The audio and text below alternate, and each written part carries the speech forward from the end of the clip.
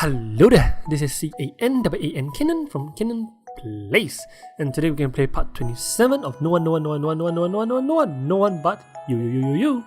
And now is No One But Mac and Haiti. Now we're gonna find out what's actually Mac past and what's wrong with her and Mr. Katsuna. So alright, I got my drink beside me and I'm gonna sit back, relax, and let's watch this together, guys. Alright, let's load the data. Okay. From the time of my oldest memory, I always lived in a lovely, nurturing household. Well, but now she's living alone, right? I live with a serious father who devoted himself to providing for us, a caring mother who could never bring herself to raise a hand at us, and my sister, he told me, the person who I idolized more than anyone else. Throughout my childhood, those perceptions remained unchanged.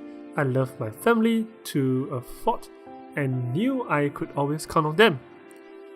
I would follow my sister around, mindlessly competed with her for our parents' attention, and wind up apologizing my antics went too far. As my antics went too far. But no matter how restless I was, no matter how inappropriate my actions, I was never scolded or hated. Never scolded? Wow, that's a bit too much, right? My family reciprocated my feelings wholeheartedly, and such minor squabbles could never get between us. Well, that's a great family, right? Now they are back in school now. As I grew older, although my priorities and loyalties has changed, my core feeling remained the same. I looked up to my older sister every step of the way, every test she aced, every award she received, every confession she politely rejected. She was my idol, the one above all else whom I wanted to emulate.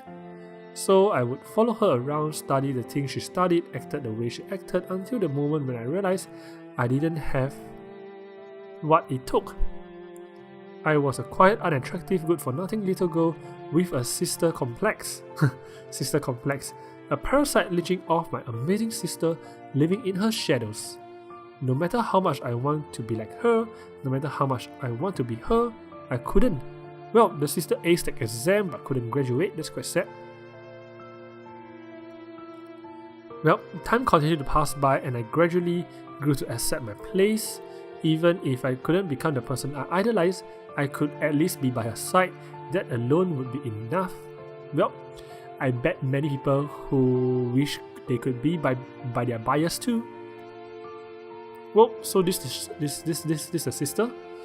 This should be Hitomi or something like that, right? Actually, I think Max looks older than her sister though. Her head is bigger or something like that. Oh, you want to join the student council? That's right. And you understand that it isn't all fun and games, right?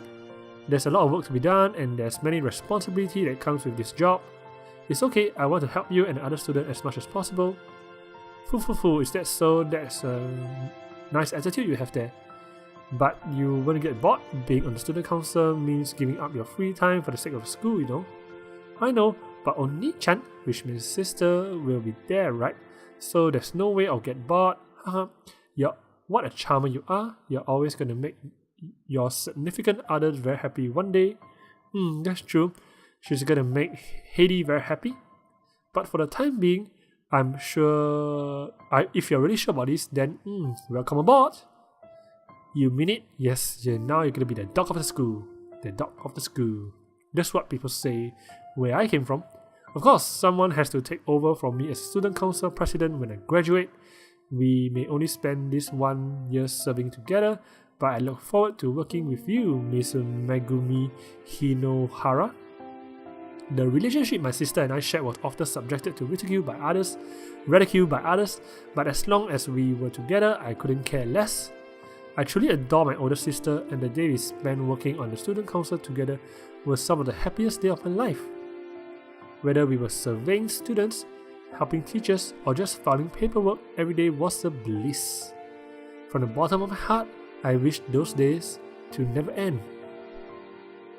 Well, but it ended, right? But all of that changed when he showed up. Who showed up? Mr. Katsuna, right? It's all Mr. Katsuna's fault. And don't forget about the notes for our next lesson, okay, Hitomi? Yes, sir. Good. After you're done with those, please come to my staff room. We need to have a little talk. Understood? The second semester began, and he told me class underwent a homeroom teacher change. Her class was paired with Mr. Katsuna, a relatively new teacher transferring in from another school. His credentials were stellar, and most of the female students adore him, but Hitomi, from the moment he appeared, Hitomi began to change. Every day she would come home with a little less energy, tired from all the extra work her new teacher put her through. That's quite sad, right? The fact that you are a student council and you have to be a class representative as well, that's like double work, right? Both physically and mentally exhausted, she had little time for student council, for or her friends, or even for me. I thought that her diligent nature and work ethics were to blame. Being a natural perfectionist, everything Hitomi did required the utmost effort. Thinking that way, what right did I have to interfere? The hardworking sister I so adored was tiring herself out by being true to her nature. How could I do anything except to give her my support? But in reality, I was naive. Her sister is being taken advantage of, is it? I said, no. Hey, come on, don't be like that. I've seen the way you looked at me before. Don't try and deny it by all acting innocent. Just a little won't hurt, will it? Please, I don't want this. One day after school, on a day like any other, I headed over to student council club room. I was running a bit late after performing cleaning duties for my class, so I hurried over as quickly as I could. When I reached the club room, however, there was a sign on the door saying the club room wouldn't be meeting, so we should go straight home.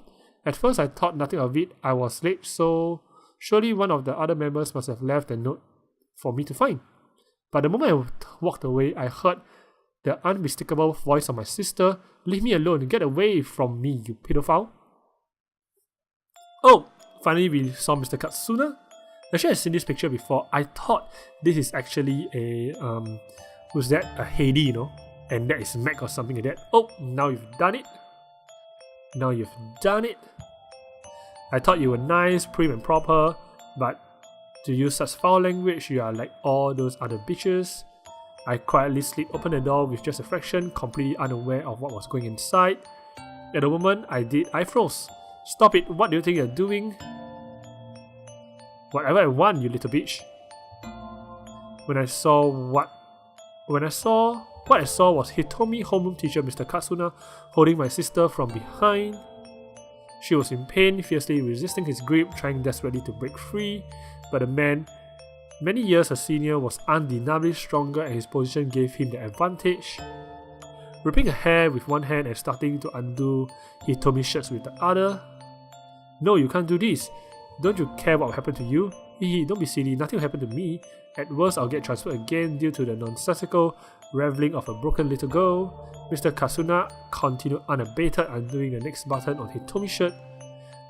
Whoa, that's quite sad though. I don't like to watch this though. Her words were having no effect on him. If anything, her resistance excited him even more. You are sick. I have you arrested. You'll never see the light of day again. Do try. I love it when the seemingly strongest resist. Those other bitches flaunt all over me. But where's the fun if there's no chase?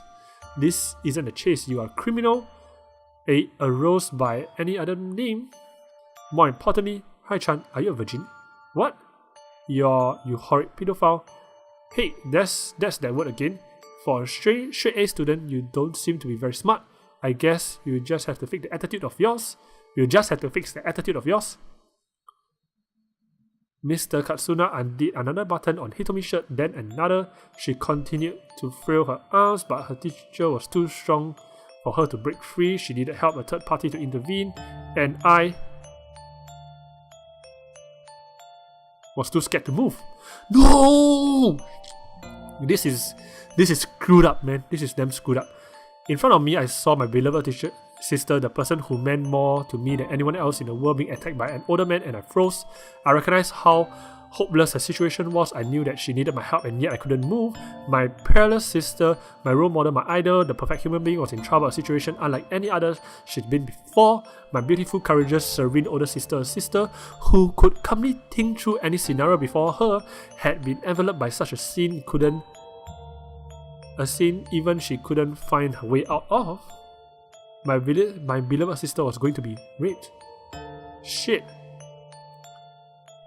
She would have her chastity stolen away by force, taken by a cowardly cretin who sought to prey on the weak. My perfect older sister would be a shell of her own self, crippled by a disgusting pedophile who wanted nothing more than to satiate his own lust. Satiate, is it?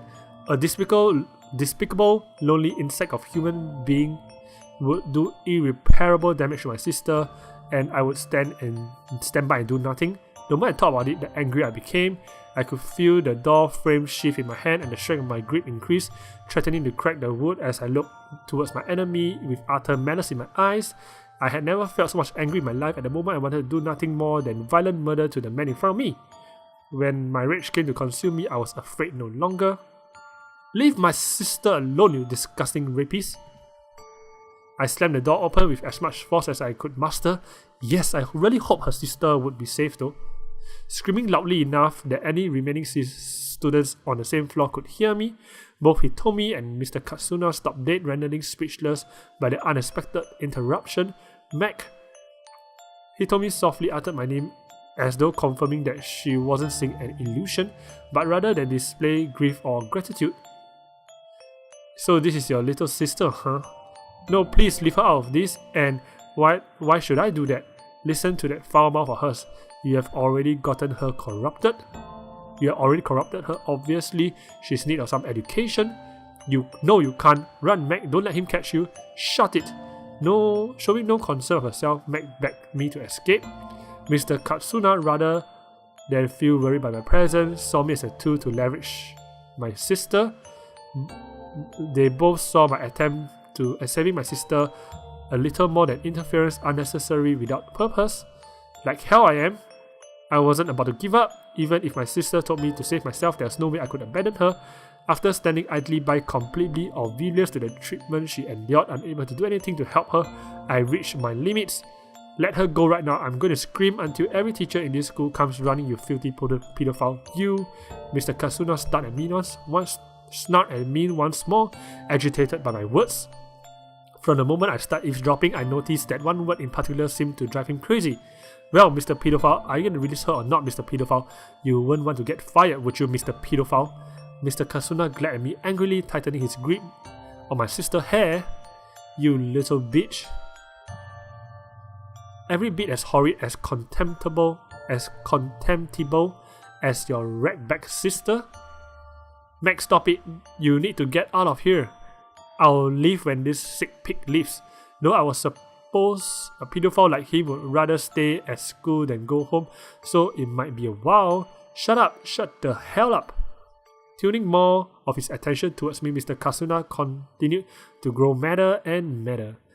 But his grip on my sister's hair didn't loosen at all. If anything, his violent shaken was causing her more pain than before. Oh no, Mr. Pedophile is getting angry. Says me the pedophile, why were you transferred here anyway? Did your pedophilic tendencies get the best of you? Were you out as a pedophile? Stop provoking him, you don't know what you're doing. I guess pedophile never changed, huh? You can take the pedophile out of this school, but you can't take the... Shut up. Oh, blood. At the moment I finally understood my sister's desperate pleas. Did he just kill? From my position in the doorway, I looked directly at my sister. I could see everything. I watched in horror as my sister, screaming at me to run away, had her head slammed with violent force against the table in front of her. I clearly saw her tongue being severed by her teeth, an unbelievable amount of blood that flowed. I froze, staring back at the scene before me. My sister bled out. Oof. Oof. Mr. Katsuna, the man who had just bashed my sister's chin in the table in front of him, was speechless. Second ago, he was agitated beyond belief, consumed by anger and lust. But now, standing in the pool of the victim's blood, my sister's blood, reality had finally struck. No, this is bad. I never meant to. Shocked by his own action, Mr. Katsuna remained frozen in place. What was the intent to be an act of lust and domination ended in death? A result nobody present had predicted. Shit, their sister died. And in the face of the vile scene, not even murderer himself could keep his cool. Unlike Mr. Katsuna, I did not flee the scene. I didn't move, I didn't speak up, I didn't register anything happening around me. Despite standing, I was practically comatose, rendered useless by what I've seen. My thoughts continue to cycle throughout memories of Hitomi, fond recollections of our time together, peaceful days I thought would never end. But ultimately, shit! This sucks, man. This sucks! This sucks, guys. This really sucks. I realized that there was only one memory that mattered.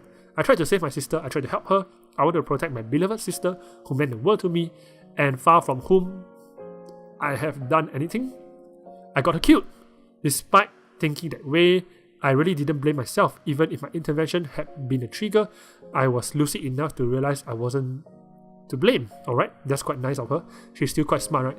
There was someone else, the person who caused all of this, the person who set this into motion, the person I could never forgive.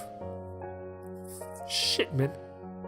Mr. Katsuna, I uttered to myself, unaware that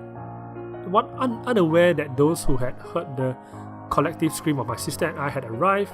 Katsuna, as in Mr. Katsuna, the new teacher. What about him? I don't see.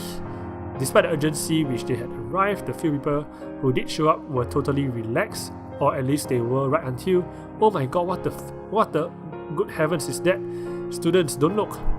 Upon setting their sights on my sister, fresh crops, the student and the teacher who gradually arrived at the scene all at the same time, all had the same reaction. Students were repulsed, teachers were horrified, yet they all just stood around, contributing nothing at all. Katsuna, he did this. Mr. Hinohara, what are you? I'm telling you, it was Mr. Katsuna. He did this, that disgusting pedophile did this. Calm down, Miss Hitomi. Hinohara, just take a deep breath. And he did it. He tried to rape my sister, then he killed her. I saw it all with my own eyes. I continued to shout, telling everybody who would listen what I saw. I repeated time and time again, it was Mr. Katsuna who was responsible. He was the one who killed my sister. And in the end, he was caught. Blood stains on his shoes, my sister's hair on his shirt, and his fingerprint embedded into her flesh as bruises. Although it took a while for DNA tests to be conducted and for that man to be charged, everybody knew without a doubt he was the one who killed her. Shit, but the sister died, right? That sucks. But even with the man responsible in custody, life didn't get any better. My parents utterly broke after having lost their first daughter, refused to so much as looked at me. My mere existence reminded them of Hitomi. Just by being in the same house as them, I was causing them pain. It was then I realized Hitomi was the lucky one.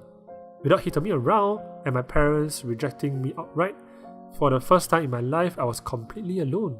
Left behind by my own family, I experienced agony worse than death, soul-crushing loneliness which Hitomi could no longer feel, and my parents simply refused to do.